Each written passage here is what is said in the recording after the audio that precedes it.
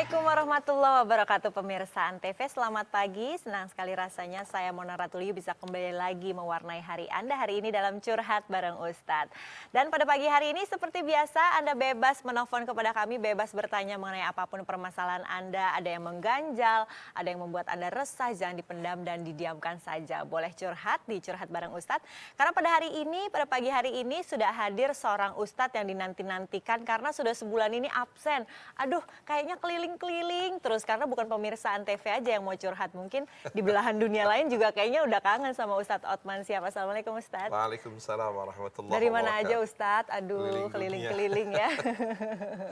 Pemirsa Antv juga kayaknya udah kangen pengen dengar suaranya Ustadz Othman ya Ustadz ya. Langsung aja nih kita mulai, boleh silahkan Anda langsung telepon seperti biasa di 021 8511 838. Bisa SMS terus, insya Allah akan kami bacakan di 9123 dengan format seperti biasanya. Antv spasi curhat spasi isi pertanyaan. Dan Anda juga masih terus bisa mengirimkan email kepada kami di cbu@an.tv. Sudah ada penelpon yang masuk sepertinya ya. Assalamualaikum. Assalamualaikum. Waalaikumsalam. Iya Ibu. Iya, Selamat pagi Ibu, dengan Ibu siapa Bu? dari hamba Allah ya. Maaf, dengan Ibu siapa? Dari hamba Allah. Oh, dari hamba Allah. Di mana Ibu? Saya mau matut sama Pak Ustadz. Iya Ibu. Halo ya. Silakan Bu, Ini silakan. Pak, anak saya itu kan pacaran dengan orang non-Islam dan orang Kristen sudah 5 tahun. Tapi malah sekarang anak saya itu karena tidak setuju, anak saya terus kos. Terus dari bosnya itu anak saya juga sering telepon. Kalau dia masih hubungan sama mereka, saya mengatakan tetap nggak boleh. Terus beberapa hari itu dia telepon lagi, saya juga mengatakan tidak boleh. Terus 3 hari yang lalu ngobrol kalau dia itu mau datang ke rumah sama anaknya itu. Terus dia katakan katanya mau minta kawin gitu. Terus Iya. dia itu saya tetap nggak boleh. Terus anak saya itu sama sama laki-lakinya itu ke kakak saya. Katanya dia itu sudah mau kawin dengan cara Kristen gitu. Ibu hamba Allah, maaf. Iya. Anda di mana Ibu hamba Allah? Di Semarang. Di Semarang. Oke, baik. Jadi Iya, mempunyai anak terus- ya Ibu ya? Iya, terus katanya bulan Juli ini mau kawin gitu. Nah, ini begini, jadi sebelum dia kawin Kristen, saya kan mau ke masjid misalkan gitu ya Pak ya. Iya. Kita duluin dulu kalau menikahnya itu, tapi tanpa seada anaknya itu bagaimana Pak hukumnya Pak? Anak Jadi Ibu kita perempuan atau itu- laki-laki Bu? Ada perempuan, Baik. iya, terus nanti saya tuh nanti biar tidak dianu sama Tuhan gitu loh Pak. Jadi kita itu duluin dulu mengawinkan anak saya di masjid, gitu. Tapi tidak ada anaknya begitu. Apa boleh, apa tidak? Gitu. Baik Bu. Baik Ibu hamba Allah, coba dijawab ya Ibu. Gimana Ustaz? Iya. Bismillahirrahmanirrahim. Alhamdulillahirabbil alamin. La haula wala quwata illa billahil aliyil azim. Ibu, secara agama manapun tidak dibenarkan bahwa seorang Nasrani kawin dengan seorang muslimah atau kebalikannya seorang muslimah kawin sama Nasrani. Di dalam Islam pun demikian, ya kan? Yang diinginkan kita adalah salah satu atap ideologi. Jadi Islam itu punya ketentuan bahwa seorang muslimah tidak bisa dikawinkan dengan seorang Nasrani seperti itu. Nah, itu sudah ketentuan yang disepakati oleh para ulama-ulama ahli fuqaha, seluruh ahli fuqaha di dunia Islam seperti itu. Tapi masih ada kemungkinan kalau seandainya seorang muslim mengawinkan Nasraniyah, dan itu masih ada beberapa pendapat yang membolehkannya. Akan tetapi kalau dia seorang muslimah, maka dia tidak dibenarkan untuk tidak dibenarkan untuk selain daripada seorang muslim seperti itu. Nah, jadi ibu sudah memberikan nasihat kepada dia, kalau dia masih melangsungkan juga itu adalah tanggung jawab dia di hadapan Allah Subhanahu wa taala. Mudah-mudahan dia diberikan hidayah oleh Allah untuk tidak melangsungkan pernikahan itu. Karena di dalam Islam, di dalam Nasrani pun tidak dibenarkan untuk seperti itu. Bahkan hukum kita juga di Indonesia tidak ada namanya catatan sipil. Nah, sekali lagi saya tegaskan bahwa pernikahannya di dalam dunia Islam atau dalam ilmu fikih tidak disahkan seperti itu. Bahkan hukumnya itu menurut Islam adalah sesuatu hukum yang berat sekali, Bu. Tapi biasanya ini kan banyak sekali terjadi ya Ustadz ya, kalau Iya. misalnya sang anak sendiri sudah melangsungkan pernikahan, yang harus dilakukan orang tua apa? Ada yang memusuhi, ada yang tidak menganggap anak lagi. Jadi apa yang kira-kira harus dilakukan Ustadz? Kita menganggap dia sebagai anak biologi, tetapi kita tidak mengakui bahwa kita setujui dalam langkah-langkahnya. Ketika kita menyetujui seseorang itu dalam langkah-langkah yang tidak diridhai Allah, berarti kita ikut berserikat kepada dia. Nah, oleh karena itu, lakum dinukum waliyadin. Seperti itu, ada satu ketegasan bagi kita. Kita berdoa kepada Allah Subhanahu wa taala agar tidak terjadi juga, tapi kalau terjadi, dia tanggung jawab di hadapan Allah Subhanahu wa taala. Nah, oleh karena itu, Ibu, sebaik-baiknya kita tidak merestuinya. Karena apa? Kalau kita merestuinya berarti kita terikut dalam peristiwa persetujuan itu. Kalau Na'udzubillah min silaturahminya dzalik. sendiri Ustadz? Kalau silaturahminya ya silahkan saja. Kita sudah memberikan yang terbaik. Kita tidak mengatakan, wah kalau gitu silakan kau keluar dari rumah kita, kita usir. Tidak seperti itu. Islam tidak mengajarkan seperti itu. Malah kita harus merangkul dia dengan sebaik-baiknya agar dia itu taubat kepada Allah Subhanahu wa taala. Baik, Seperti Ibu Ya. hamba Allah dari Semarang, semoga kedepannya semakin baik ya Ibu ya. Sudah ada penelpon lagi yang masuk. Assalamualaikum. Waalaikumsalam. Iya Ibu, dengan Ibu siapa Bu? Ibu Nunung di Jakarta. Dari Jakarta ya. Silakan Ibu curhat. Ada Ustadz Otman di sini. Ya. Assalamualaikum Pak Ustadz. Waalaikumsalam Waalaikumsalam. warahmatullahi wabarakatuh. Silakan Bu. Ini Pak Ustadz mau nanya, apa hukumnya kalau orang tua melarang anaknya bersilaturahmi kepada saudara dari orang tua tersebut? Iya. Terus sebagai anak nih harus apa yang dilakukan karena orang tua tidak ridho kalau tetap kita laksanakan. Iya, baik Bu. Terus yang kedua Pak Ustadz, saya punya saudara, dia memfitnah saya. Kan tahun ini dia mau berangkat haji nih. Benarkah sikap saya kalau saya mengatakan saya akan memaafkan dia kalau dia minta maafnya karena fitnah itu gitu. Karena sampai saat ini mau dikelirin masalah fitnah itu dia nggak mau, keras gitu orangnya Pak Ustadz. Baik, baik. Gitu.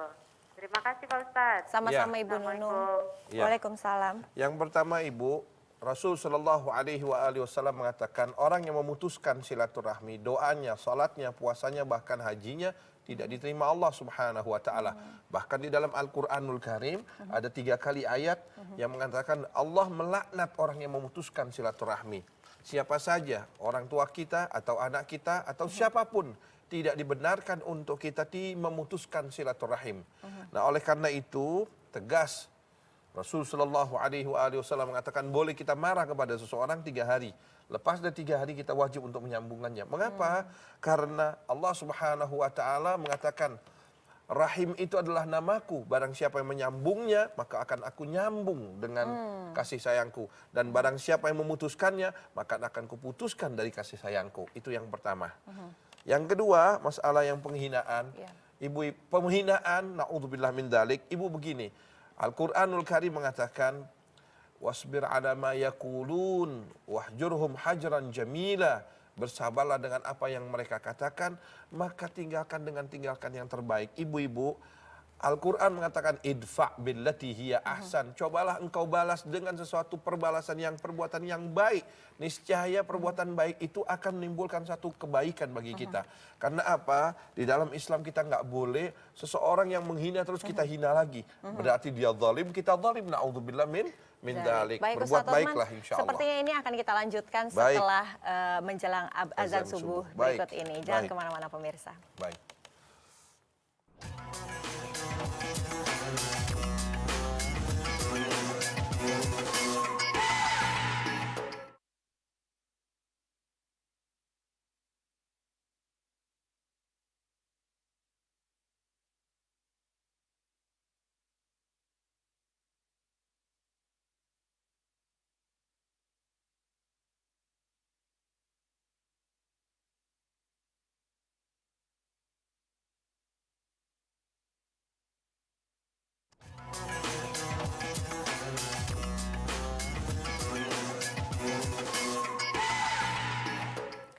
Pemirsa, kami mengucapkan selamat menunaikan ibadah sholat subuh bagi Anda yang berada di Jakarta dan juga sekitarnya. Dan jangan lupa setelah itu boleh bergabung lagi bersama kami.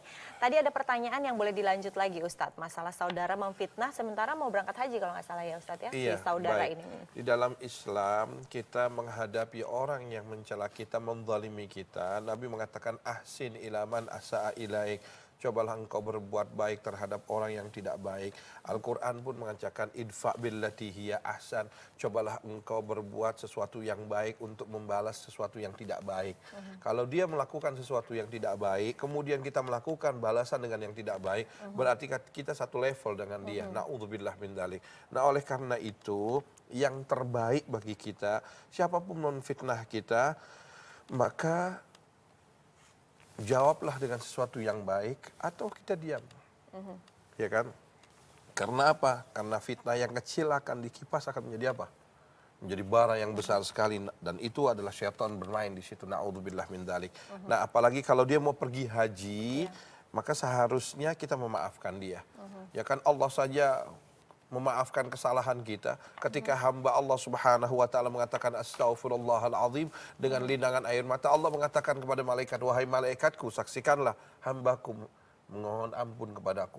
Kita ini setiap saat punya dosa di hadapan Allah Subhanahu wa taala, tapi Allah masih membuka pintu untuk istighfarnya kita. Loh, kita ini belum apa-apa, tiada maaf bagimu. Subhanallah. Katanya bisa jadi ladang juga ya Ustadz untuk mencari menambah pahala kita. Oh, jelas setiap perbuatan baik itu Allah Subhanahu wa taala nggak pernah tidur dari perbuatan kita. Dan setiap perbuatan baik kita jangan menyesal, karena Allah tidak pernah tidur dari perbuatan baik kita. Baik, sudah ada penelpon lagi yang masuk. Assalamualaikum. Halo, assalamualaikum. Waalaikumsalam. Iya Ibu, dengan Ibu siapa Bu? Saya Hera. Siapa maaf? Hera. Hera, Ibu Hera ya. Di mana Ibu Hera? Dari Depok. Dari Depok. Silakan Ya Ibu Bu, Hera silakan curhatnya. Bu. Iya, saya seorang ibu Ya. yang beragamakan Katolik. Oh iya, baik. Ya, sementara ada salah satu anak saya yang meninggal. Dia beragamakan Muslim. Nah, itu yang saya ingin tanyakan. Selama ini saya selalu berdoa untuk anak saya, tapi dengan cara Katolik. Nah, itu bagaimana? Apakah doa saya dari seorang ibu untuk anak saya yang Muslim itu bisa atau bagaimana rasa itu?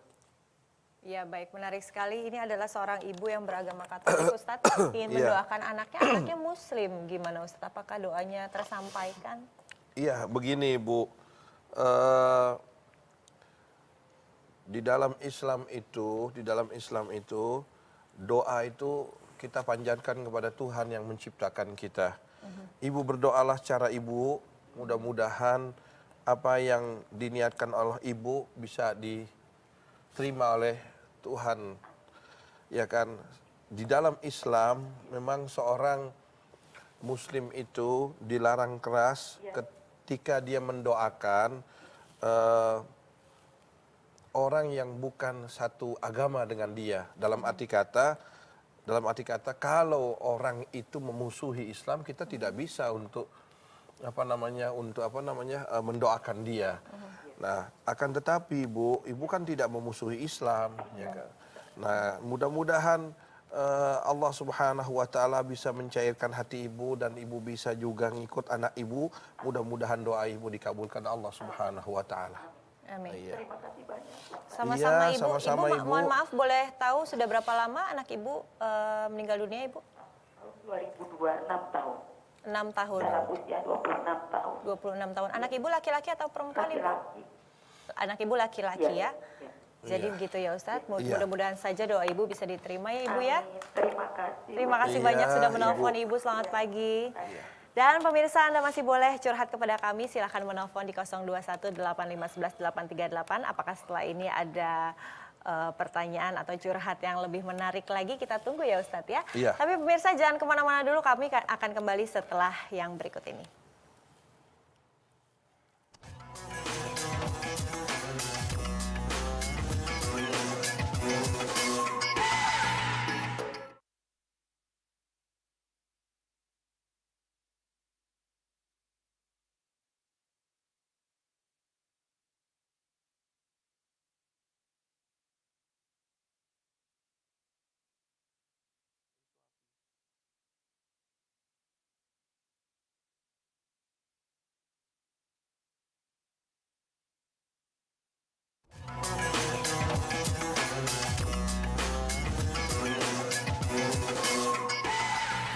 kembali lagi dalam Curhat Bareng Ustadz. Menarik sekali pembahasan kita hari ini. Silahkan apabila Anda ada curhat yang menarik yang kira-kira juga bisa mewakili pemirsa Antv di rumah akan lebih menarik lagi untuk dibahas. Silahkan menelpon di 021 8511 838. Sudah ada penelpon yang masuk. Assalamualaikum. Halo, Assalamualaikum. Waalaikumsalam. Dengan siapa? Dengan Nia. Iya, dia Dea. gimana? Di mana Mbak Dea? Dengan Nia di Kalimantan. Di Kalimantan. Silahkan Mbak Dea di Kalimantan. Pak Ustadz, Iya. nah ini yang saya tanyakan, kenapa kalau orang semakin banyak berzikir itu semakin hati itu banyak godaannya, banyak cobaannya. Baik. Terus yang kedua, bagaimana supaya kita melakukan ibadah itu istiqomah walaupun begitu banyak godaannya, cobaannya. Terus apakah bagaimana doa untuk kita memintakan hidayah untuk orang tua, orang lain, atau siapa saja. Begitu Pak Ustadz. Baik. Baik Mbak Dea di Kalimantan, gimana Iya. Pak Ustadz? Memang ya semakin kita banyak Bismillahirrahmanirrahim. berzikir semakin banyak Kalau godaan. saya mau tanya sama Mbak Dia, kalau pohon yang rendah itu pasti angin sedikit. Kalau pohon yang semakin tinggi dan dia lebat semakin apa? Semakin keras dia punya ayunan. Nah, seperti itu juga orang. Semakin dia tinggi di hadapan Allah Subhanahu wa taala, pasti semakin banyaknya cobaan-cobaan yang Allah berikan. Ingatlah, dalam sebuah hadis qudsi Allah Subhanahu wa taala mengatakan apa? Apabila aku jatuh cinta kepada hambaku, akan kuuji dia melalui hartanya, anaknya atau dirinya. Apabila dia sabar menghadapi ujian-ujian itu, sungguh di hari kiamat aku malu untuk melihat amal-amal yang lainnya dan menimbang amal-amal yang lainnya. Cukuplah dengan rasa sabarnya itu dia masuk ke dalam surgaku. Subhanallah.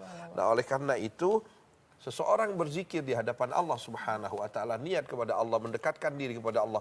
Semakin orang banyak punya kenikmatan, semakin banyak likulli ni'matin 'alaiha mahsud. Setiap orang yang punya kenikmatan apalagi dekat kepada Allah pasti banyak yang iri. Terutama siapa yang iri? Syaitan yang iri kepada kita. Subhanallah. Nah, yang kedua, istiqamah. Innal ladzina qalu rabbuna Allah thumma istaqamu tatanazzalu 'alaihimul malaika alla takhafu wa la tahzanu wa absiru bil jannati allati kuntum tu'adun nahnu awliya'ukum fil hayatid dunya wal akhirah ila akhir ayat. Jadi orang yang istiqamah itu memang sangat luar biasa. Banyak sekali godaannya. Innal ladzina qalu rabbuna Allah, ketika dia mengucapkan Allah ada Tuhanku, tsumma istaqamu, hendaklah dia bersabar.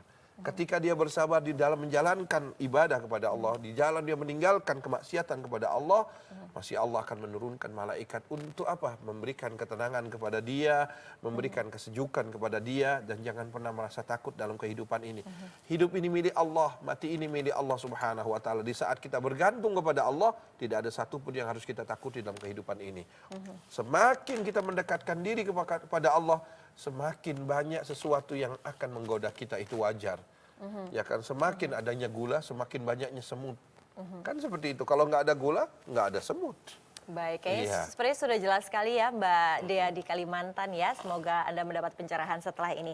Dan Pak Otman masih ada pertanyaan-pertanyaan nih, ada beberapa dari penelpon yang masuk dan juga SMS. Salah Baik. satunya adalah ini sepertinya agak nyambung dengan segmen yang tadi nih Pak Otman. Iya. Mempunyai adik beda keyakinan, apakah tetap ada kewajiban untuk membantu kebutuhan finansialnya? Dalam arti kita ini jangankan membantu. Rasul Shallallahu Alaihi Wasallam ketika dia memotong kambing dan sebelahnya adalah Yahudi, maka sahabat mengatakan, ya Rasulullah, seseorang itu ya Rasulullah dia Yahudi, bagaimana engkau memberikan daging potonganmu? Nabi mengatakan, setiap jar itu punya hak, setiap tetangga itu punya hak. Maka Allah Subhanahu wa taala memberikan haknya. Memberikan haknya kepada tetangga, maka aku diperintahkan untuk memberikan haknya. Apalagi ini adalah orang yang seperut dengan kita. Ya kan, masa dengan sesuatu yang tidak baik kemudian kita cut dia. Oh, perlakukanlah yang terbaik untuk mereka agar mereka itu kembali ke jalan yang Allah Subhanahu wa taala ridha. Seperti itu. Jadi Ya jelas kan? kalau Islam tidak memutuskan tali silaturahmi Oh, dengan na'udzubillah min orang yang beda dzalik. keyakinan ya, Jangan seperti itu ya kan. Kita bantu dia, mudah-mudahan Allah Subhanahu wa taala akan memberikan hidayah kepada dia. Ya kan, dengan cara dengan yang baik. Rasul sallallahu alaihi wasallam berakhlak yang sangat luar biasa, dan dengan akhlak inilah Nabi Muhammad sallallahu alaihi wasallam banyak yang masuk Islam. Subhanallah. Ya kan seseorang datang kepada Rasulullah memaki-maki Rasulullah, bahkan menarik sampai berdarah Rasulullah, ditariknya, kemudian Rasulullah jangan diapakan. Yang lainnya sahabatnya mau membunuhnya. Nabi mengatakan tidak. Apa dia jawabnya? Oh, memang dia adalah seorang Rasul. Subhanallah. Jadi cobalah berakhlak. Jalankan Islam ini dengan akhlakul karimah. Mudah-mudahan banyak yang mendapatkan hidayah dari Allah Subhanahu wa taala. Baik Ustadz Othman, alhamdulillah banyak sekali ilmu hari Iya. ini yang kita dapatkan ya Ustadz ya. Amin, amin, Dan pemirsa, insyaallah. terima kasih Anda sudah menelpon. Ustadz Othman Siap, terima kasih sudah mampir. Sama-sama. Insya Allah bisa mampir lagi ya Ustadz di tengah-tengah Insyaallah, kesibukan amin, ya Ustadz amin, ya. amin. Baik, dan pemirsa jangan Ya. kemana-mana dulu karena setelah ini ada topik pagi. Besok kami akan kembali lagi, jadi jangan lewatkan kami dari pukul 4:30 sampai pukul 5 pagi. Saya Mona Ratuliu, seluruh kerabat kerja yang bertugas dan juga Ustadz Othman Siap mohon undur diri dari hadapan Anda. Wassalamualaikum warahmatullahi wabarakatuh. Waalaikumsalam warahmatullahi wabarakatuh.